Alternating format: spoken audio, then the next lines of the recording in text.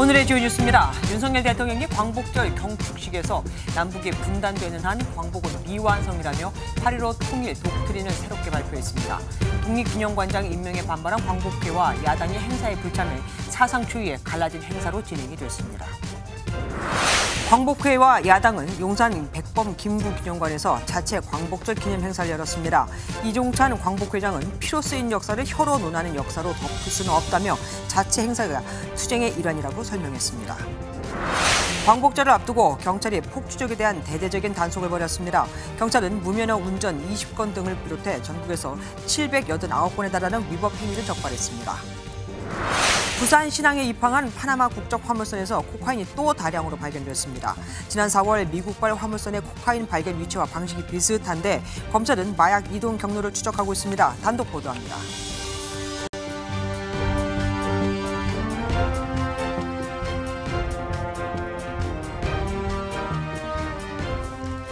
광복은 아직 미완성이다. 윤석열 대통령이 제79주년 광복절 경축식에서 한 말입니다. 남북 분단이 지속되는 한, 그러니까 아직 광복은 오지 않았다는 건데 건국절 논란 또한 불식시킨 것으로 해석이 됩니다. 또 자유에 기반한 통일 구상인 이 8.15 통일 독트린을 발표했는데 분명 광복절 축사임에도 일본 식민 지배, 과거사 책임에 대한 언급은 없었습니다. 6.25도 아닌데 북한 얘기가 더 많았죠. 우리의 광복절은 일본엔 패전일이죠. 이 와중에 일본 기시다 총리는 야스쿠니 신사에 공무를 보냈고 방위상은 야스쿠니 신사를 직접 참배했습니다. 하나씩 짚어볼까요? 먼저 김순철 기자가 보도합니다. 윤석열 대통령은 광복절 경축사에서 우리 국민은 국권을 침탈당했지만 포기하지 않고 위대한 역사를 쌓았다며 이를 관통하는 가치는 자유라고 강조했습니다. 그러면서 분단체제가 지속되는 한 광복은 미완성일 수밖에 없다며 반드시 풀어야 할 숙제로 통일을 꼽았습니다. 한반도 전체 국민이 주인인 자유민주 통일 국가가 만들어지는 그날 비로소 완전한 광복이 실현되는 것입니다. 남북 통일을 이루는 시점이 건국의 완성이라는 의미로 최근 건국절 논란을 재차 불식시키는 발언이라는 게 대통령실의 설명입니다. 윤 대통령은 통일 추진 전략으로 8.15 통일 독트린을 발표했습니다. 우선 남북 간 실무 차원의 대화 협의체 설치를 제안하고 북한 주민들이 다양한 외부 정보를 접할 수 있도록 정보 접근권을 확대하겠다고 밝혔습니다. 자유통일에 대한 국제사회 지지를 확보하기 위해 국제 한반도 포럼을 창설하겠다고 말했습니다. 국내적으로는 가짜뉴스가 자유사회를 교란시키고 있다며 허위 선동에 맞서야 한다고 목소리를 높였습니다.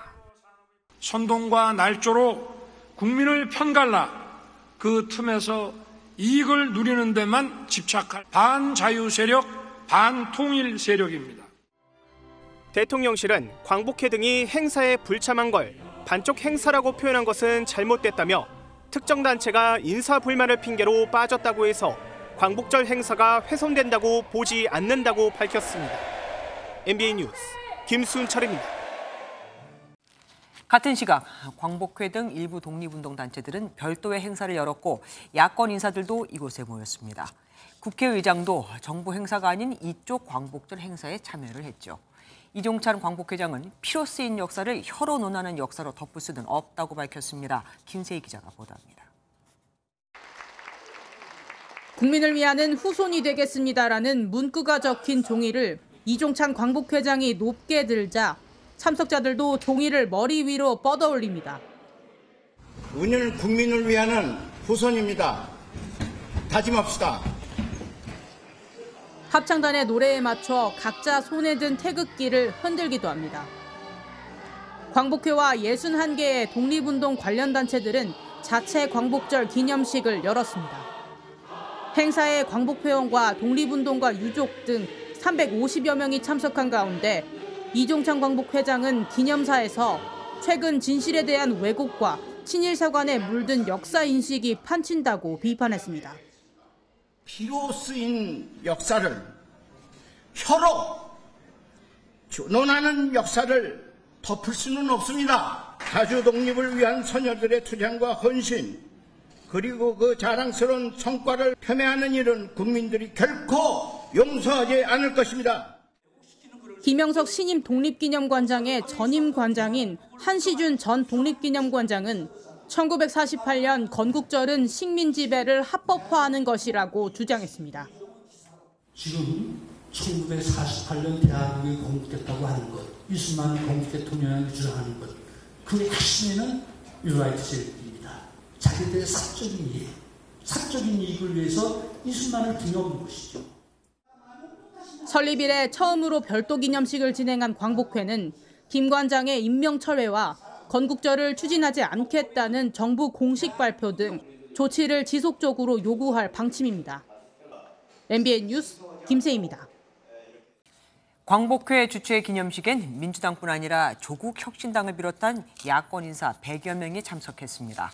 뉴라이트 논란에 휩싸인 김형석 독립기념관장 임명에 대한 항의 차원이었는데 여당은 친일몰이 등 정치적 선동을 그만하라고 비판했습니다. 이어서 김태희 기자가 보도합니다.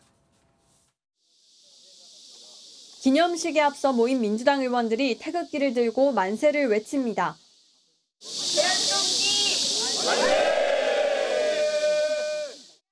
박찬대 민주당 원내대표는 효창공원 내 독립운동가 묘역을 참배하고 친일 뉴라이트 인사라며 김형석 독립기념관장 임명을 규탄했습니다. 나라를 통째로 일본과 친일 뉴라이트에게 넘기려는 모든 음모를 당장 중단하고 국민과 순국 선열에게 사죄하십시오. 광복회 주최 기념식에 참석한 조국혁신당 지도부는 이후 광화문 광장에서 김형석 관장의 임명 철회를 촉구했습니다. 여당은 정부 주최 경축식에 참석하지 않은 야권을 향해 친일몰이 역사팔이라고 비판했습니다. 특히 국민통합의 정신을 이어가야 하는 날, 야당은 갈등과 분열을 조장하는 정치적 선동에 여념이 없다고 꼬집었습니다. 인사에 대해서는 이견이 있을 수 있어요. 그런데 광복절은 우리 국민 모두의 축하할 만한 정축 행사잖아요. 그렇게 불참하신 것에 대해서 저는 대단히 유감스럽게 생각합니다. 순국 선열을 기리는 광복절에도 여야의 이념 논쟁으로 대치 전선은 더 가팔라질 전망입니다. MBN 뉴스 김태희입니다. 제79주년 광복절 기념식이 사상 처음으로 둘로 쪼개진 가운데 광화문 광장 역시 두 갈래로 나뉘었습니다. 한쪽에서는 김형석 독립기념관장 임명을 철회하라며 목소리를 높였고 일부 보수단체는 광복절 대신 건국절로 써야 한다며 맞섰습니다. 정치가 통합이 아닌 분열을 부르는 걸까요? 한효애 기자가 보도합니다. 광복절 경축식이 열린 세종문화회관 앞에 30명 가까운 대학생들이 모였습니다. 이들은 윤석열 대통령을 향해 김형석 독립기념관장의 임명을 철회하라며 비판의 목소리를 높였습니다. 독립기념관장 임명을 철회하라! 철회하라! 철회하라! 역사를 바르게 기억하고 싶은 시민들의 바람을 무시하고 뉴라이트 인사 등용으로 역사 퇴행을 일삼고 있는 정부에게 배신감을 느낍니다. 오후에는 서울 광화문 광장에서 약 2만 명이 운집한 대규모 보수단체 집회가 열렸습니다. 33도가 넘는 폭염에도 집회 참가자들은 태극기를 들고 거리를 가득 채웠는데 다행히 충돌 상황은 벌어지지 않았습니다. 이 자리에 참석한 전광훈 목사는 자유통일이 진정한 광복이라며 광복절이 아닌 건국절로 불러야 한다고 주장하기도 했습니다. 이 시간 이후로부터는 절대 광복절이라고 부르면 안 돼요. 우리는 건국절로 밀고 나가야 되는 것입니다. 광복절의 의미를 되새기는 날, 광화문 광장을 둘러싼 진영 간 역사인식은 점차 멀어지는 모양새입니다. MBN 뉴스 한여입니다. 아까 잠깐 언급해드렸듯 다음 달 퇴임하는 기시다 일본 총리는 오늘 2차 세계대전 A급 전범이 합사된 야스쿠니 신사에 공물을 헌납했습니다. 기시다 총리는 3년 임기 내내 단 한 번도 과거사를 반성하지 않았고 해마다 야스쿠니에 공물을 복납했죠. 그런데 차기 총리감으로 오르내리는 젊은 정치인들은 아예 직접 가서 참배까지 했습니다. 주진희 기자가 보도합니다. 불과 하루 전만 해도 한일 관계를 강조했던 기시다 일본 총리. 日韓関係の正常化を一層確かなものとしなければなりませんし、遠くの親戚より近くの他人というように。 일본의 패전일, 종전 기념일을 맞아 야수꾼이 신사를 참배하는 대신 공물을 복납하긴 했지만 끝내 과거사 반성은 언급하지 않았습니다.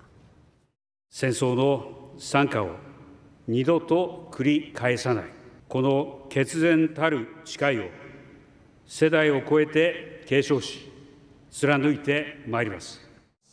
아베 신조 전 총리 이후 패전 이래 반성의 뜻을 밝히는 관행이 사라져버렸고 기시다도 언급하지 않은 채 3년 임기를 마치게 된 겁니다. 또 행정부를 대표하는 현직 관료 3명과 미래의 일본 정치를 이끌 차기 총리감으로 기대받고 있는 젊은 정치인들마저 야수꾼이 참배에 나섰습니다. このいずれも私人の立場で参拝等されたものとして理解をしておりまして、どの国であれ国のために命を捧げた方々に尊崇の念を表するということは当然である。 우리 정부는 일본 지도자들의 책임 있는 행동을 촉구하며 깊은 실망과 유감을 표명했고 일본 대사관 공사 등을 조치했습니다. MBN 뉴스 주유진입니다. 대통령실 취재하는 정치부 이기종 기자와 광복절 경축식 얘기 더 나눠보겠습니다. 어서 오십시오. 우리 대통령 광복절 경축사에 일본, 그러니까 과거사에 대한 언급이 아예 없었습니다.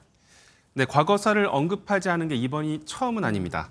취임 후 첫 광복절인 2022년, 그리고 지난해, 그리고 올해까지 일관된 기조라고 볼 수 있는데요. 네. 대신 작년에는 일본을 보편적 가치를 공유하는 파트너로 규정하고 한미일 공조를 강조했는데 올해는 한일 관계에 대한 언급 자체가 없습니다. 그러니까요. 일본 언론도 이례적이라는 보도를 내놓고 있더라고요. 이유가 뭘까요? 네, 오늘 경축사에서 유일하게 일본이 언급된 부분을 한번 들어보시겠습니다. 네. 작년 우리의 1인당 국민소득은 처음으로 일본을 넘어섰고 올해 상반기 한국과 일본의 수출 격차는 역대 최저인 35억 달러를 기록했습니다. 이런 경제 지표처럼 우리가 자신감이 있기 때문에 굳이 한일 관계를 지적할 필요가 없다는 게 대통령실의 설명입니다. 대통령실 고위 관계자는 필요할 때는 과거사를 지적하고 개선해야 하지만 미래를 보며 일본의 협력을 견인하는 게 진정한 그 길이라고 말했습니다. 이에 대해 여당은 미래를 봐야 한다고 평가했고 야당은 극우 세력 결합용이라고 깎아내렸습니다. 하지만 그동안 우리가 한일 관계를 지적했던 건 우리가 일본보다 소득이 낮아서는 아니었잖아요. 어쨌든 8.15 통일 독트린이 나왔습니다. 그런데 북한 당국이 아니라 북한 주민들을 많이 언급했어요. 네, 오늘 연설 보시면 꽤 길었습니다. 25분 정도 진행됐고요. 핵심 키워드는 자유와 통일이었는데 각각 50번, 36번 등장했습니다. 특이한 건 북한 주민이라는 표현도 10번이나 나왔는데요. 북한 당국이 아닌 북한 주민으로부터의 변화를 이끌겠다는 구상입니다. 이런 구상은 어떤 배경에서 나왔을까요? 네, 30년 전 나온 민족 공동체 통일 방안은 화해 협력으로 시작해서 남북 연합 통일 국가로 가는 구상입니다.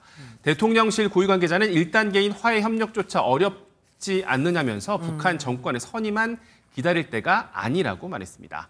북한 당국에 제안한 실무 대화 협의체에 대해서도 깜짝 이벤트식으로 만나는 건 안 된다고 강조했습니다. 문재인 정부 때 판문점 쇼를 했어도 결국 수백억 원짜리 남북 연락사무소가 폭파되는 것으로 끝나지 않았느냐고 꼬집기도 했습니다. 네. 오늘 행사 얘기로 돌아가 볼게요. 우원식 국회의장 행사에 참석을 했습니까? 불참했어요. 여기 안 가고 다른 데 갔습니다. 네, 입법부 수장이자 국가의전서열 2위입니다. 우 의장 역시 독립기념관장 임명 철회를 요구하고 있는데요. 어제 독립운동을 왜곡하고 폄훼하는 광복절 경축식에는 참석하지 않겠다면서 불참했습니다. 그렇다고 광복회 주최 행사에 간 건 아닌데요. 대신에 국회 사랑제에 이종찬 광복회장 등을 초청해 오찬을 가졌습니다. 하루속히 이 혼란함이 잘 정리돼서 독립선열과 그 유가족들이 다시는 상처받는 일이 없도록. 어쨌든 결국 행사가 두 동강이 났습니다. 그럼 갈등은 더 깊어지는 거 아닙니까? 네, 대통령실의 시각은 적법한 인사에 대해서 개인적인 불만으로 목리를 부린다는 겁니다. 메시지도 매우 직설적입니다. 대통령실 관계자는 독립운동과 광복의 주체가 광복회 혼자가 아니다. 인사 불만을 핑계로 빠졌다고 해서 행사가 훼손되지 않는다고 쏘아붙였습니다. 또 있지도 않은 건국절 계획을 철회하라는 억지 주장에 대해서는 엄정 대응하겠다고 밝혔습니다. 윤 대통령이 경축사에서 가짜뉴스의 폐해를 강도 높게 지적한 것도 주목할 대목인데요. 독립기념관장 문제를 두고 서로 한 발짝도 물러설 생각이 없어 보이는 만큼 갈등이 쉽게 풀리기는 어려워 보입니다. 예, 이기준 기자 수고하셨습니다. 어제 사상 초유의 검사 탄핵 청문회가 열린 국회에서는 정작 청문회보다 김건희 여사를 살인자로 표현한 전현희 더불어민주당 의원의 발언이 더 논란이 됐죠. 여당이 전현희 의원의 제명을 추진하는 가운데 민주당도 국민의힘 송석준 의원의 제명하겠다고 밝혔습니다. 전 의원이 숨진 권익위 간부와 같은 권익위에서 위원장을 했던 만큼 그분의 죽음에 본인은 죄가 없냐고 했거든요. 심가연 기자가 보도합니다. 문제의 발언은 국회 법제사법위원회 검사 탄핵 청문회에서 나왔습니다. 더불어민주당 전현희 의원이 돌연 국민권익위원회 간부 사망 사건을 언급하며 대통령 부부에게 책임을 돌린 겁니다. 책임한 줄 아세요? 저는 국장을 죽인 거예요. 살인자입니다. 송석준 반성하세요. 이 발언을 놓고 여야의 날선 대립이 격화하고 있습니다. 대통령 부부에게 사과하라며 전현희 의원의 제명안을 낸 국민의힘은 더한 것도 할 수 있다고 목소리를 높였습니다. 어제 전현희 의원 제명 촉구 결의안에 이어서 법적 대응을 포함한 여러 가지 다양한 방안을 함께 검토하고 있다는 말씀을 드립니다. 야당도 권익위 간부 사망은 전현희 의원 탓이 아니냐던 국민의힘 송석준 의원을 제명하겠다며 맞불을 놨습니다. 전현희 의원이 제명당해야 한다면 송석준 의원도 함께 제명되는 것이 합당하지 않은가, 그런 차원에서 제명을 추진한다는 말씀드립니다. 국회 초유의 검사 탄핵 청문회는 맥이 빠진 채 여야의 막말과 정쟁만 남았습니다. MBN 뉴스 심가현입니다. 오고 가는 언쟁, 매일 여의도는 전쟁 중. Talk to me. 정치 톡톡 시간입니다. 이병주 기자와 함께합니다. 어서 오십시오. 전현희 의원의 이른바 살인자 발언, 이 후폭풍이 거셉니다. 여야 모두 정말 이러다 끝까지 가겠습니다. 앞서 전해드린 것처럼 국민의힘은 어제 이미 국회 의안과에 전현희 의원 제명 촉구 결의안을 이미 제출을 했습니다. 네. 민주당은 국민의힘 송석준 의원 제명 추진이 어젯밤에 결정됐고 오늘은 광복절인 만큼 향후 조속히 제명안을 내겠다는 계획인데요. 지금이라도 여당이 판단을 달리해서 전 의원 제명 추진 입장을 바꾼다면 재고할 여지가 있다, 이렇게 설명을 했습니다. 그런데 전 의원의 살인자 발언을 두고 야당 내에서도 좀 심한 거 아니냐는 말이 나오긴 합니다. 네, 전현희 의원이 그런 말을 하게 된 심정은 이해가 가지만 좀 지나쳤다는 의견입니다. 그런 이제 마음은 공감이 가는데 우리 국회에서 너무 과한 표현이 등장하는 거는 바람직하지는 않다고 생각합니다. 네, 이소영 의원은 원론적인 차원의 말이라고 강조하면서 국민들이 국회의 극한적인 표현을 불편해하는 만큼 상호 자제하는 것이 좋겠다, 이런 취지라고 덧붙였습니다. 네. 민주당 측은 당내 다양한 의견이 있을 수 있다고 말을 아꼈는데요. 여당에서는 오는 18일 예정된 민주당 전당대회를 의식한 발언 아니냐, 이런 의심의 목소리도 나왔습니다. 그러니까 강성 지지층을 노린 것이다, 이거군요. 네. KBS에서 유명 오페라 나비부인이 방영돼서 논란이 되고 있습니다. 이건 왜 그런 겁니까? 이 나비부인이라는 작품, 이탈리아 작곡가 푸치니의 3대 걸작 중 하나로 꼽히는 오페라인데요. 네. 개항기 일본이 배경인 만큼 공연 내내 일본 전통 의상인 기모노가 나오고 또 특정 장면에서는 일본 국가인 기미가요가 연주됩니다. 그런데 이러한 공연이 하필 광복절인 오늘 새벽에 공영방송인 KBS에서 방송이 됐기 때문에 야권의 큰 반발을 샀습니다. 구체적으로 어떤 비판들이 나왔습니까? 단순한 편성 실수가 아니라 어떤 의도가 있는 것 아니냐, 이런 지적이 이어졌습니다. 이재명 전 대표는 제정신을 잃었거나 의도를 가진 도발이라고 꼬집었고요. 정청래 의원은 KBS 사장의 사퇴를 요구하기도 했습니다. 또 최민희 과방위원장은 이러려고 방송장악에 열을 올리고 있는 것 아니냐, 이렇게 의심했습니다. 민주당은 광복절과 독립정신, 또 대한민국과 국민을 향한 의도된 조롱이자 친일 정권에 바치는 공물이라는 표현까지 써가며 맹비난했는데요. KBS 측은 당초 7월 말 방송 예정이었으나 올림픽 중계에 뒤로 밀렸다라고 설명하면서 시의성을 검토하지 못한 건 불찰이다 이렇게 사과를 했습니다. 오늘은 유경수 여사 서거 50주기이기도 합니다. 윤석열 대통령 부부가 묘소를 참배했어요. 네, 윤 대통령 부부는 오늘 오전 광복절 경축식에 앞서서 현충원 내에 있는 유경수 여사 묘역을 참배했습니다. 박지만 이지 회장과 만나 인사를 나누기도 한 윤 대통령, 어제는 박근혜 전 대통령과 통화해 안부를 챙겼는데요. 방명록에는 국민들의 어진 어머니 역할을 해주신 윤 여사님을 우리는 지금도 잊지 않고 있습니다. 이렇게 적었습니다. 단순한 50주기 참배로 봐도 될까요? 아무래도 정치적 의도가 담겨 있는 것 같기도 합니다. 네, 지난 12일이었습니다. 이명박 전 대통령 부부와 만찬을 한 데 이어서 이번 참배도 보수층 결집 행보라는 평가가 나옵니다. 민주당은 광복절에도 지지층 결집만 골몰하고 있다라고 비판하면서 광복절의 주인공이 유경수 여사냐 이렇게 반발하기도 했습니다. 광복절까지도 정치권이 이렇게 나뉘니까 참 큰일입니다. 지금까지 이병주 기자와 함께했습니다. 광복절을 축하하려면 꼭 이렇게 해야 하는 건 아니죠. 폭주족들 얘기입니다. 광복절을 전후로 도로를 위험하게 질주하는 폭주족에 대비해 경찰이 대대적인 단속에 나섰는데 전국적으로 중앙선 침범에 신호 위반, 무면허 운전까지 800건 가까이가 적발됐습니다. 이혁재 기자가 보도합니다. 태극기를 꽂은 오토바이가 여러 차선을 위험하게 넘나듭니다. 오토바이를 탄 무리가 이들을 뒤따르고 경찰차가 쫓아갑니다. 광복절을 맞아 무리를 지어다니며 오토바이를 운행하거나 위협 운전을 한 폭주족이 잇따라 붙잡혔습니다. 대구 시내에서만 폭주족 집중 단속에 65건이 적발되고 충남에서는 역대 가장 많은 150건이 적발되기도 했습니다. 서울 도심은 폭주족이 나타나지는 않았지만 전조등이나 소음기를 불법으로 개조한 오토바이 운전자들이 적발됐습니다. 정품 인정이 된 전조등 같은 경우에는 확인이 되는데 이건 그게 아닌 거예요. 최근 SNS상에서는 폭주를 예고하는 글이 올라오는 등 광복절 폭주 난폭 운전에 대비해 경찰이 대대적인 특별 단속에 나섰습니다.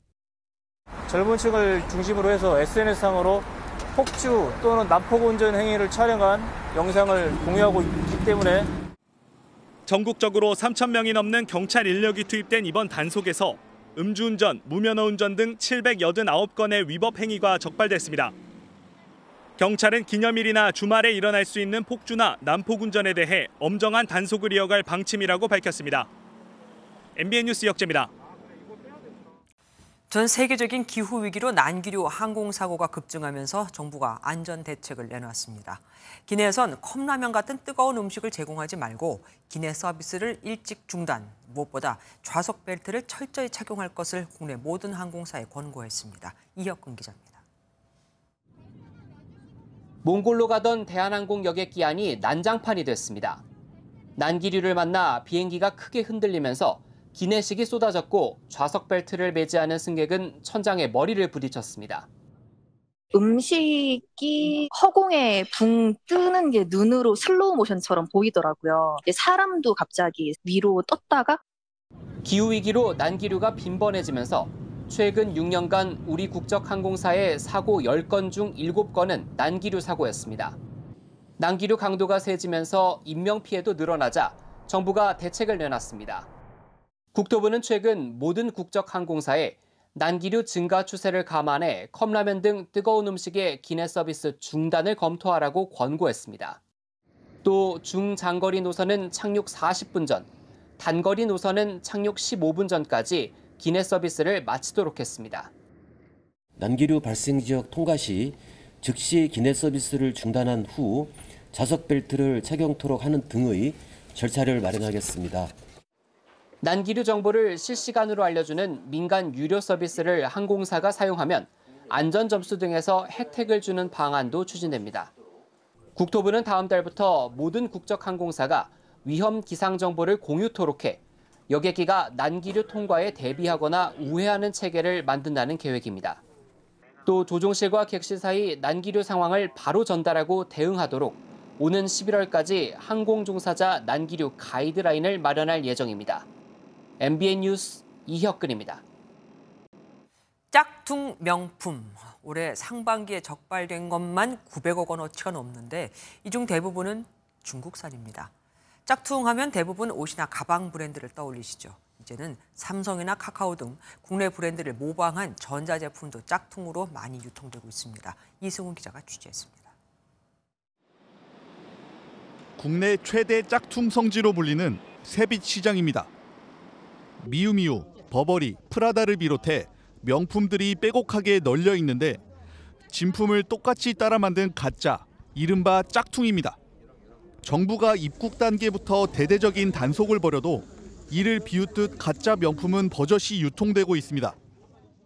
관세청이 올해 6월까지 적발한 수입 물품만 해도 값어치가 총 934억 원에 달할 정도인데 그중 중국에서 온 물품이 781억 원에 달해 전체의 80% 이상을 차지했습니다.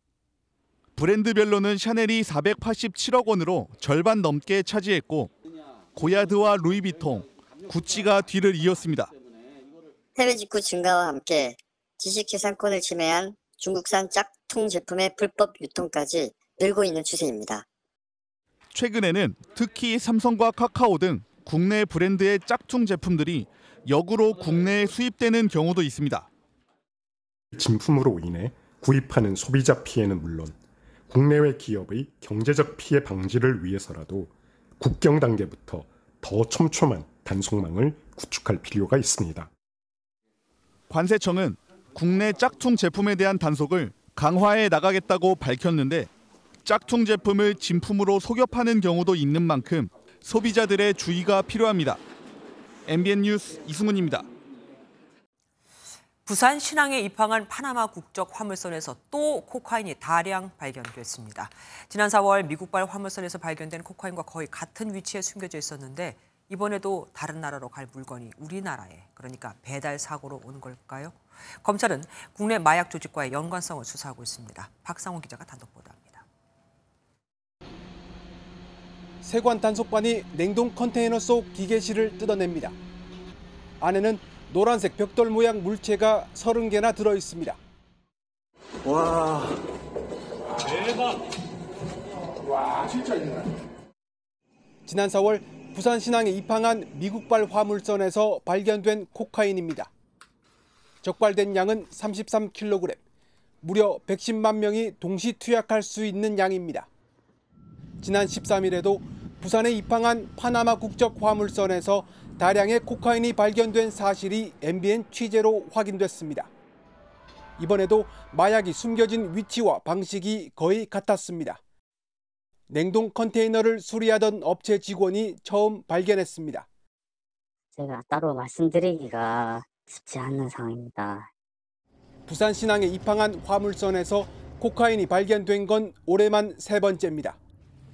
검찰은 지난 1월과 4월 발견된 코카인은 중남미에서 유럽으로 밀반입하려던 마약이 이른바 배달 사고로 우리나라까지 온 것으로 결론 내렸습니다.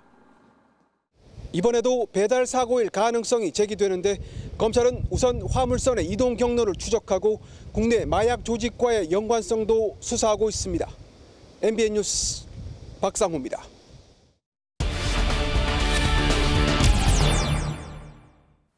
오늘 일본 언론에서 파리올림픽 직후 한국 스포츠계에 내홍이 일어났다는 기사가 나왔습니다. 안세영 선수에 관한 거였는데 외신까지 관심을 갖는 우리 스포츠계의 문제점, 문화스포츠부 박기영 기자가 짚어보겠습니다. 어서 오십시오. 망신입니다. 일본 언론 기사가 안세영 선수와 배드민턴 협회에 관한 거겠죠? 예, 그렇습니다. 전반적으로 그런 내용이었는데요. 안세영 선수가 선배들의 연습복을 세탁하고 방을 청소하는 등 악습에 시달려왔다는 부분도 다뤘습니다. 네. 현재 한국 스포츠 전반을 관할하는 문화체육관광부가 진상을 조사하고 있고 그 결과를 곧 발표할 것이라고 전했습니다. 이 보도가 나오자 일본 네티즌들은 한국 체육계의 상하 관계가 일본 이상인 것 같다고 놀라기도 했습니다. 그런데 안세영 선수가 7년 동안 선배들의 잡일을 다 해왔다는 게 사실입니까? 예, 어제부터 자료가 공개됐는데요. 네. 더불어민주당 강유정 의원실이 배드민턴협회에서 받은 자료에 그렇게 나와 있습니다. 아이고. 지난 2017년 중학교 3학년 나이로 대표팀에 합류한 안세영은 7년 동안 막내 생활을 하며 각종 잡무를 매일 했다고 하는데요. 선배들의 끊어진 라켓줄을 갈아주는 건 물론이고 훈련이 끝난 뒤에도 숙소에서 빨래와 청소 등을 도맡아 해왔다고 합니다. 아, 상상 이상입니다. 참다 못해 올해 초에는 항의까지 했다면서요. 예, 맞습니다. 안세영 선수를 곁에서 지켜보던 부모님이 지난 2월 협회에 면담을 신청하고 개선을 요구했습니다. 일과 후 휴식을 위한 1인실 배정, 대표팀 내 생활 개선 등 총 7가지 요구사항을 전달했는데 협회는 이 중 2가지 조건을 그것도 일부만 개선해 준 것으로 확인됐습니다. 배드민턴 협회 국가대표 운영 지침도 논란이 되고 있습니다. 예, 맞습니다.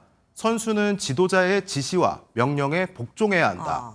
굉장히 딱딱한 문구죠. 그러네요. 배드민턴 협회 국가대표 운영 지침에 있는 내용인데 36년 전인 1988년 서울올림픽 직전에 제정된 대한체육회 국가대표 훈련 관리 지침을 그대로 가져온 겁니다.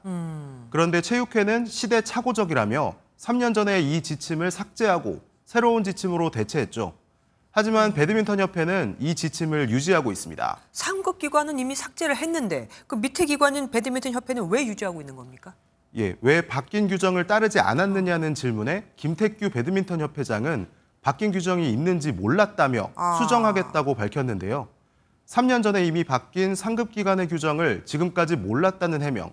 이걸 어떻게 이해해야 할지 당황스럽기만 합니다. 선수만 일리면 뭐합니까? 참 답답합니다. 또 구설에 오른 게 배드민턴 협회장의 페이백 논란입니다. 이건 뭡니까? 네, 협회가 한 스포츠 업체와 대회용 셔틀콕 공급 계약을 맺으면서 협회 몫으로 30%의 페이백 조항을 넣었는데요. 협회장이 페이백을 받아 장부에 적지 않고 임의로 사용했다는 의혹이 제기된 겁니다. 협회는 뭐라고 얘기합니까? 예, 협회도 해명에 나섰는데요. 개인적으로 빼돌리거나 누가 챙긴 건 절대 아니라며 착복은 없었다고 못을 박았습니다. 그런데 뒤이어서 보는 관점에 따라서는 그렇게 보일 수 있다는 말을 덧붙였는데요. 장부 누락 등 부실한 관리는 인정한 것으로 보입니다. 참 답답합니다. 여기까지 듣겠습니다. 지금까지 박기원 기자와 함께했습니다. 유럽에서 가장 활발한 화산인 이탈리아 에트나 화산이 또 분화했습니다. 4년 동안의 휴면을 깨고 지난달 본격적으로 분화가 시작된 이후 크고 작은 폭발이 계속되고 있는데 지난번엔 용암과 화산재가 10km나 위로 하늘로 솟구쳤었죠. 이번엔 어땠을까요? 강서영 기자입니다. 화산 분화구에서 굉음과 함께 시뻘건 용암이 솟구칩니다. 100km 떨어진 해변가에서도 용암이 선명하게 보일 정도입니다. 지난 4일 폭발했던 이탈리아 에트나 화산이 또다시 폭발했습니다. 화산과 약 6km 떨어진 곳에서 SNS로 현장을 중계한 한 목격자는 폭발이 익숙한 듯 채팅 참여자를 안심시킵니다. That's beautiful. No, we'll be fine, guys. This is a common occurrence. It erupts all the time. The last time we had a big eruption was two weeks ago. 이번 폭발로 큰 인명피해는 없었지만 주변 마을 일대가 화산재 피해를 입었습니다. 또 시칠리아 주요 공항인 카타니아 공항에서는 항공기 운항에 차질을 빚었습니다. 그리스어로 나는 타오른다라는 뜻인 에트나는 유럽에서 가장 높고 활발한 활화산인데 폭발 기록이 기원전 425년부터 남아있어 가장 오랜 역사를 지닌 화산으로도 알려져 있습니다. MBN 뉴스 강서영입니다. 소나기가 무더위를 식히는가 했지만 오늘 밤에도 이 열대야는 이어집니다. 절기상 말복도 지나고 모기 잎도 삐뚤어진다는 처서를 앞두고 있는데 말이죠. 제주는 벌써 31일째 연속해서 열대야가 이어지고 있습니다. 장진철 기자입니다. 해수욕장은 물반 사람반입니다. 절기상 말복이 지나 이제 좀 시원하겠거니 하고 찾은 부산은 여전히 찜통입니다. 뜨거움을 참지 못하고 바다에 뛰어들 수밖에 없습니다. 입추가 지났는데 너무 더워가지고 그냥 부산으로 시원하게 물놀이 하러 놀러 왔거든요. 그래 아직도 너무 더워가지고 물에서 밖으로 나오기 너무 싫습니다. 더위를 이겨내겠다고 나선 트레킹. 기세가 꺾이지 않은 더위에 차디찬 계곡물은 생명수와 같습니다. 지금 밖에가 너무 더운데 계곡에 들어오니까 너무 시원해요. 기암 괴석 사이로 흐르는 급류에 몸을 맡겨도 더위는 쉽게 식지 않습니다. 찜통 같은 무더위는 오늘도 여전했습니다. 오늘도 낮 기온이 35도를 웃돌았습니다. 다음 주면 절기상으로 처서지만 이 같은 무더위는 당분간 이어질 전망입니다. 무더위는 밤낮이 없습니다. 서울은 25일째 숨쉬기 힘든 밤이 계속되고 있습니다. 최악의 불볕더위로 꼽혔던 지난 2018년 26일 동안 이어진 열대야 기록도 곧 갈아치울 듯합니다. 제주는 31일째, 부산도 21일 연속 열대야가 이어지고 있습니다. 20일 전국에 비 소식이 있지만 폭염의 기세는 꺾이지 않을 것으로 기상청은 내다봤습니다. 이번 여름은 최악의 폭염 기록을 갈아치우는 최고 더운 여름이 될 전망입니다. MBN 뉴스 장진철입니다. 코로나19 재확산 이후 그러니까 올해 들어 입원 환자가 처음으로 1,000명을 넘어섰습니다. 이 상황에서 의료기관과 약국이 신청한 치료제는 거의 20만 명분이지만 공급량은 6분의 1밖에는 안 됩니다. 사실 지금 국내에 치료제 재고량 자체가 별로 없습니다. 신용수 기자가 보도합니다. 서울 중구의 한 이비인후과, 폭염 속에 환자들로 붐빕니다. 코로나19가 재확산하면서 감기 기운만 있어도 병원을 방문하는 환자가 늘고 있습니다. 목이 꽉 잠기고 목이 칼칼한 게 목에 가래가 있는 것처럼 그래갖고 그렇게 이비인후과 왔어요. 70대 넘는 사람들은 위험하다고 하니까 걱정돼서. 확진자 공식 집계는 이루어지지 않고 있지만 현장에서는 확진자와 이에 대한 처방이 급격하게 늘고 있습니다. 확진자나 키트의 저희 사용량은 한 3배 이상 늘어난 것 같습니다. 치료제 처방도 마찬가지로 전반기에 비해서는 확실히 저희가 늘어나고 있습니다. 하지만 치료제 수급은 턱없이 부족합니다. 8월 첫째 주 전국 의료기관과 약국의 치료제 신청량은 19만 8천 명분이지만 공급량은 6분의 1에 그쳤습니다. 치료제 재고량도 7만 6천 명분밖에 없어 이를 다 합쳐도 신청량보다 부족합니다.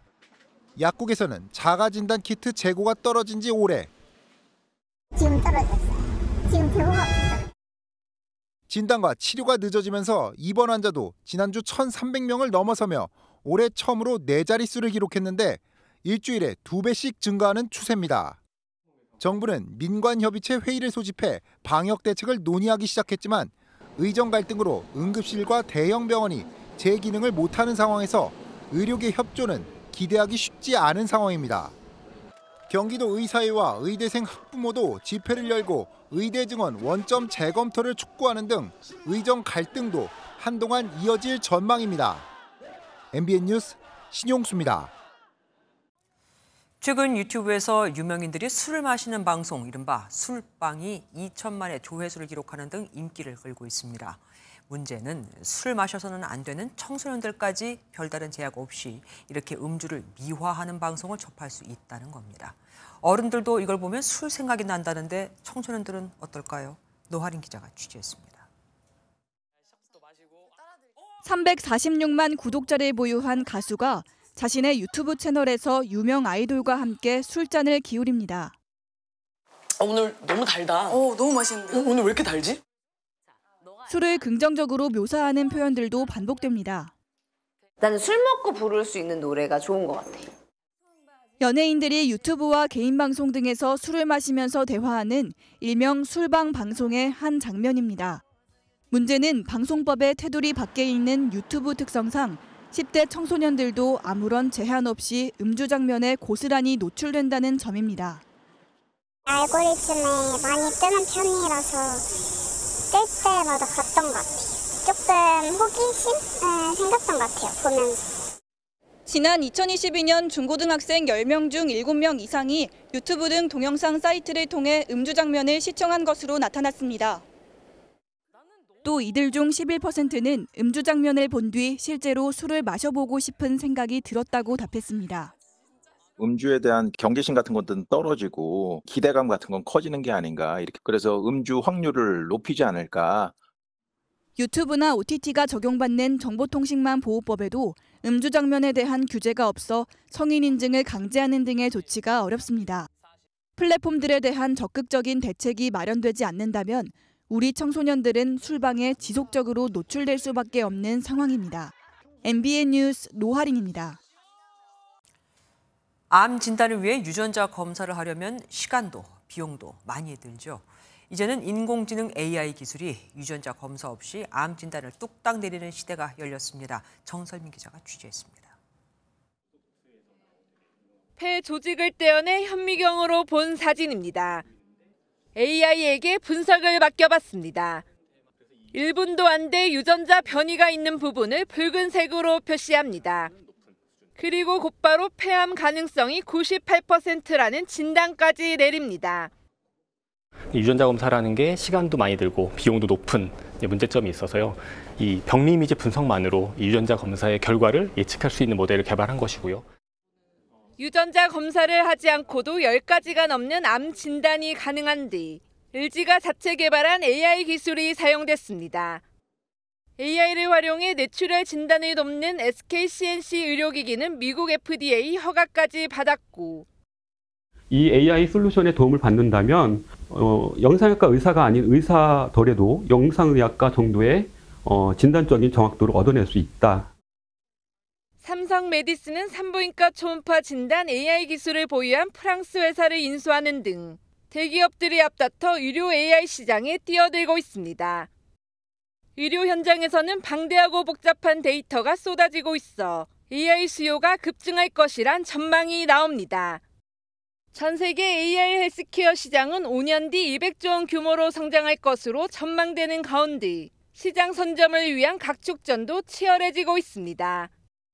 MBN 뉴스 정세민입니다. 올해 장마는 200년 만에 한 번 올 정도의 강력한 집중 폭우를 뿌리며 우리나라를 핥히고 갔죠. 기후의 위력과 양상이 그만큼 달라진 건데 그래서 요즘 바다위 기상청이 더 중요해졌습니다. 바다위 기상청이 뭐냐고요? 이상엽 기자가 기상 관측선에 올라가 봤습니다. 하얀 원통형 장비가 도르래 줄에 매달린 채 바다에 풍덩 빠집니다. 국내 유일 기상관측선인 기상 1호가 CTD 장비를 이용해 바다 깊이에 따른 수온과 염도를 측정하는 모습입니다. 바다가 뜨거울수록 장마와 태풍의 위력이 강해지고 물고기 폐사 위험이 커지는 만큼 정확한 수온 관측이 반드시 필요합니다. 이상고온으로 인한 피해가 속출하는 요즘 기상 1호가 더 자주 출항하는 이유입니다. 삼면이 바다인 우리나라는 해양 기상 관측이 그만큼 중요한데요. 기상 관측선은 국민의 생명과 안전을 지키는 천병 역할을 하겠습니다. 기상 1호는 동해의 지진 발생을 감시하고 고층 기상을 관측하는 임무도 수행합니다. 이 기상 관측 센서는 지상 30km 높이까지 올라가 기온, 기압, 습도를 관측할 수 있습니다. 제가 한번 이 센서를 직접 풍선에 묶어서 날려보도록 하겠습니다. 배에서 띄운 풍선은 얼마 안 있어 고도 8,000m에 도달하더니 실시간으로 관측선에 기온과 습도 데이터를 전송합니다. 이렇게 수집된 자료는 기상청으로 보내져 태풍과 장마 예보의 기초 자료로 활용됩니다. 기상청은 498톤급인 기상 1호가 도입된 지 13년 만에 3,000톤급 기상 관측선 추가 도입을 계획하고 있습니다. 폭염과 폭우가 번갈아 나타나는 등 과거와는 완전히 달라진 한반도의 기후 변화를 더 정밀하게 측정하려면 대형 기상 관측선 도입에 속도를 내야 한다는 목소리가 많습니다. MBN 뉴스 이상엽입니다. 국민연금 제도를 현행대로 유지할 경우 오는 2055년이면 기금이 다 바닥난다고 하죠. 그동안 연금을 일률적으로 더 내게 한다는 안에 젊은 층이 반발해 왔는데 그래서겠죠. 연금을 나중에 받는 청년층은 덜 내고 조만간 받는 장년층은 더 내서 고갈 시점을 30년 늦추는 연금 개혁안이 마련되고 있습니다. 정주영 기자입니다. 국민연금 개혁안의 키워드는 세대 간 형평성과 지속 가능성입니다. 현재 국민연금 납부액은 나이와 상관없이 보험료율 9%를 일괄 적용하는데 개혁안은 세대에 따라 보험료율을 다르게 하는 게 핵심입니다. 만약 보험료율을 13에서 15%로 인상할 경우 청년층은 매년 0.5%포인트씩, 장년층은 1%포인트씩 올려 목표에 도달하는 시기를 다르게 하는 방식이 될 것으로 관측됩니다. 올해 납부해야 하는 청년층의 인상률을 낮게 설정하고 곧 연금을 받을 장년층은 더 내도록 해 세대 간 형평성을 맞추는 내용입니다. 만약 기금이 고갈될 상황이면 자동으로 납부액을 올리고 수급액은 줄여 지속 가능성을 확보하는 장치도 마련될 전망입니다. 대통령실 고위 관계자는 세대 간 형평성과 지속 가능성에 초점을 둔 국민연금 개혁이 이뤄질 경우 기금의 고갈 시점을 2055년에서 30년 이상 늦출 수 있다고 전했습니다. 나름대로 대책 강구를 하는 거 보니까 좀 안심하고 국민연금을 낼 수 있겠다는 생각도 듭니다. 그러니까 언젠가는 고갈이 될 것 같기도 하고 우리 세대에서 조금 더 양보를 해야 되지 않을까 그런 생각은 해요. 이번 국민연금 개혁안은 조만간 윤석열 대통령의 국정 브리핑에서 발표될 걸로 알려졌습니다. 다만 세대별 보험료율을 차등하는 사례는 세계적으로 전례가 없고 세대 간 갈등이 벌어질 것으로 전망되는 등 넘어야 할 산은 많습니다. MBN 뉴스 정주영입니다. 미국이 지난달 소비자 물가 상승률이 3년 4개월 만에 2%대에 진입했습니다. 경제 정책을 두고서도 두 대선 후보는 충돌했는데 특히 트럼프 전 대통령은 해리스 부통령의 민주당 대선 후보 선출 과정을 놓고 위헌 시비를 잇따라 제기하고 있습니다. 지난 대선 때처럼 불복 가능성을 염두에 둔 것이라는 해석이 나옵니다. 워싱턴에서 최중락 특파원입니다. 미국 노동부가 발표한 7월 소비자 물가지수는 지난해 같은 달보다 2.9% 상승했습니다. 미국 물가 상승률이 3% 아래로 떨어진 것은 40개월 만으로 시장 예상치보다 낮았습니다. 물가는 기준금리 결정에도 곧바로 영향을 미쳐 9월에는 0.50%포인트 인하하는 비컷 가능성도 제기됩니다. I do think that as we get inflation data that comes in as expected, if indeed we get, as expected, the Federal Reserve cutting interest rates, those are positive developments. 바이든 대통령은 물가 하락세가 자신의 경제정책 성과라고 자평했습니다. I told you we're going to have a soft landing. We're going to have a soft landing. My policies are working. Start writing that way, okay? Anyway, thank you. 반면 트럼프 전 대통령은 경합주인 노스캐롤라이나주 유세 연설에서 바이든 행정부의 경제 실책을 강하게 비판했습니다. Kamala Harris won't end the economic crisis. She will only make it worse. Kamala, you're fired. Get out of here. Go. Get out of here. 현지 시각 14일 공개된 여론조사에서는 해리스 부통령이 경합주 7곳 가운데 5개에서 우위를 보이며 상승세를 이어갔습니다. 해리스 부통령도 내일 처음으로 경제정책을 구체적으로 발표합니다. 이제는 인기 편승이 아닌 정책으로 승부를 보겠다는 전략입니다. 워싱턴에서 MBN 뉴스 최중락입니다. 일제강점기, 일본은 10살 남짓한 어린이까지 강제로 군대에 끌고 가 고된 노동을 시켰습니다. 하지만 소년 강제노동 피해는 증언과 사진, 일부 문서만으로 전해져 왔었죠. 그런데 이번에 그 영상이 처음으로 공개됐습니다. 전민석 기자가 단독 보도합니다. 남루한 작업복을 입은 소년들이 열을 맞춰 병영 앞을 행진합니다. 대열엔 키가 작고 앳된 얼굴의 어린이도 여럿 섞여 있습니다. 일제강점기 일본 해군에 강제로 동원된 10대 조선인 소년들입니다. 영상은 미군이 일본 해군 항공대의 아츠기 비행장을 점령한 직후 촬영됐습니다.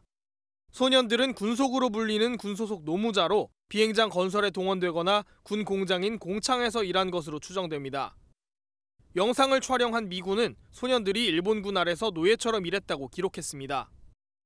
연령대로 봤을 때 임금은 상당히 낮게 지급이 됐을 것이고 식량이라든지 피복이라든지 이런 것들이 좋지 않고 불량했을 것이다라는 것을 분명히 짐작할 수 있습니다. 소년들은 귀국선을 기다리는 몇 달간 미군 부대에서 물건 하역이나 주방 보조 등의 일을 했습니다. 일본군의 소년 강제 동원은 그동안 증언과 사진, 문서로만 확인됐는데 실제 모습이 담긴 영상이 발굴된 건 이번이 처음입니다. 직접적으로 이렇게 어리신 분들이 동원이 돼서 고초를 겪었구나라는 것을 확인할 수 있는 자료로서 아주 중요한 의미를 좀 갖고 있다고 판단을 하고 있습니다. 일제강점기 일본 해군의 군속으로 강제 동원된 조선인은 최소 7만 8천여 명. 이 가운데 3,400여 명이 17살 이하의 소년으로 파악됩니다. MBN 뉴스 전민석입니다. 100여 년 전 일본의 침략에 맞서 항일 운동에 나섰던 의병들이 남긴 문서와 편지가 고국으로 돌아왔습니다. 당시 어려운 상황과 그럼에도 꺾이지 않는 우리 독립운동가들의 의지가 생생히 여기 담겨 있습니다. 이상주 기자가 소개해드리겠습니다. 살아서는 대한의 백성이 될 것이요 죽어서는 대한의 귀신이 될 것이니 너희들은 빨리 생각해 서둘러 도모하라. 구한말 활약한 의병장 윤인순의 편지에서 어려움에도 기계를 꺾지 않는 의연함을 느낄 수 있습니다. 을사늑약으로 일제 외교권을 빼앗긴 뒤 전국 각지에서 봉기했던 의병들이 1900년대 초반 남겼던 글이 일본에서 환수됐습니다. 옷깃 가득히 적시는 눈물을 금할 수 없습니다. 의병부대 총지휘관 허위가 체포됐다는 소식을 접한 형 허겸은 분통에 죽고자 하여도 무어라 형언할 수가 없다면서도 국권을 회복하고 백성을 보호하며 국토를 보존하자고 투쟁 의지를 다집니다. 헌병 경찰로서 한국 독립운동을 탄압했던 그 실증할 수 있는 자료가 현물 자료가 이렇게 생생한 의병의 활동지를 급습한 일본 헌병은 5m 길이 두루마리의 편지를 모아 일본을 배척한 두목의 편지라고 적었습니다. 편지에는 치질로 고름이 쏟아진다, 모아둔 곡식이 떨어져 걱정이다 등 우리 의병의 열악한 상황도 담겨 있습니다. 1919년 임시정부가 주권을 주장하려고 만든 유일한 역사책 한일관계 사료집도 재미동포의 조건 없는 기부로 고국에 돌아왔습니다. MBN 뉴스 이상주입니다. 광복절인 오늘도 한낮 체감온도 35도 안팎의 폭염이 나타났습니다. 한낮의 열기는 고스란히 열대야로 이어지겠습니다. 오늘 밤 사이에도 서울은 27도로 26일째 열대야가 예상되는데요. 이렇게 된다면 서울은 역대 열대야 최장일수 1위를 기록하는 겁니다. 남은 한 주 동안 내내 이렇게 덥겠습니다. 기온 전망대로 주말에도 열대야가 계속된다면 서울은 역대 열대야 최장일수 1위를 다시 한번 경신하는 셈이 되겠고요. 한낮에도 34도 안팎의 극한 폭염은 계속되겠습니다. 폭염 속 대기 불안정이 이어지면서 내일도 오후 한때 전국 내륙을 중심으로는 소나기가 내리겠고요. 기압골의 영향을 받는 제주도에는 20에서 60mm의 비가 내리겠습니다. 내일 하늘에는 가끔 구름이 많겠습니다. 낮 기온은 서울과 춘천이 34도, 청주 35도까지 오르겠습니다. 남부지방도 전주가 34도, 창원 33도까지 올라서 무덥겠습니다. 이번 주말까지 소나기 소식이 잦겠고 다음 주 화요일에는 전국에 비가 내릴 전망입니다. 내셨습니다.